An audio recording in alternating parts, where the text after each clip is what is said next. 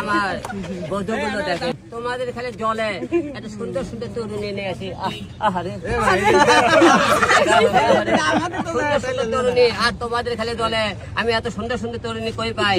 তোমরা পাও না, টাকা আছে, সুন্দর চেয়ার আছে, কিন্তু যাই না। আরে বেটা, আমাদের তো জ্বলবেই, আমরা তো যেমন তেমন জায়গায় মুখ দেই না তোর মতন। তুই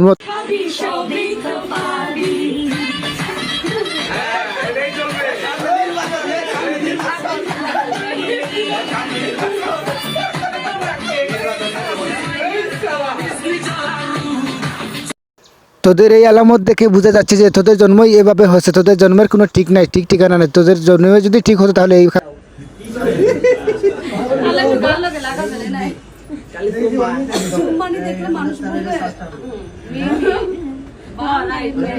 আজকে কি সুম্মা দিবস নাকি? মনে হয় আমার ভালো লাগে ওদের গাল দেখলে আমার মাথা ঠিক থাকে না।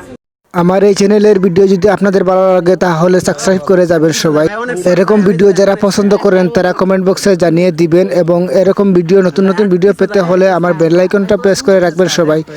সবাই ভালো থাকবেন, সুস্থ থাকবেন। ধন্যবাদ জানাই সবাইকে। আসলে কি যে বলবো, আর এই যে হিরো আলমের দেখেন, মানুষে বলে না যে তাদের জন্ম পরিচয় ঠিক নেই, তার কোনো কাজের ঠিক নেই। দেখেন এই যে তার সে যেরকম তার মতো এই মেয়েরা সবাই একরকমেরই, তাদের কোনো জন্ম পরিচয়ের কোনো কিছু ঠিক নাই। এরকম তারা অশ্লীলতা কাজ করতে তাদের কোনো দ্বিধা হয় না। দেখেন তাদের কোনো মা বাবা কোনো কিছু নাই। আমার মনে হয় যদি তাদের মা বাবা থাকতো, মান ইজ্জতের যদি বয় থাকতো, তাহলে এরকম কাজ তারা জীবনেও করতো না। দেখেন বন্ধুরা, এমন এমন অশ্লীলতা শুরু করেছে, মনে হয় সারা প্ল্যাটফর্ম তাদের বাবাদের। দেখেন সব জায়গায় তারা নোংরামি করতেছে। এই সময় সমস্যা হয় না, তার মানে একটা চুমা দিছে তাতে সমস্যা হইছে।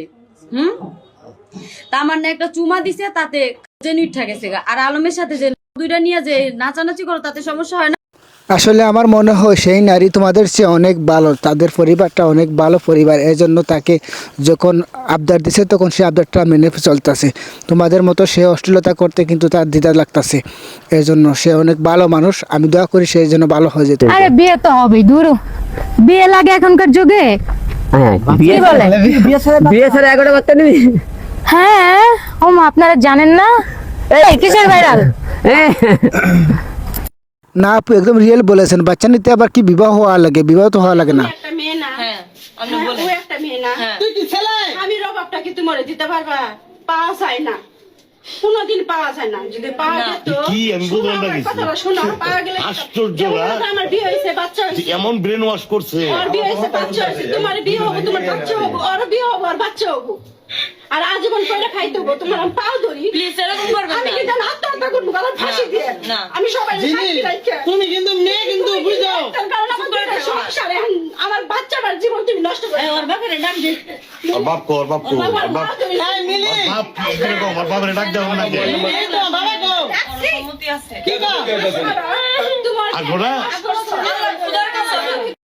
এই মেয়েটার জন্ম আমার মনে হয় পতিতালয়ে হয়েছে। দেখেন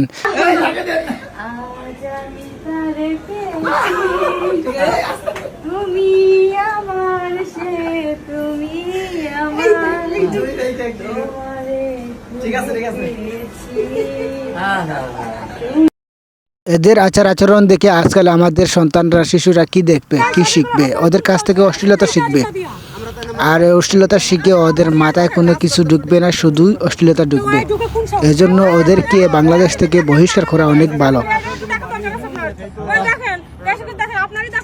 আপনার নায়িকা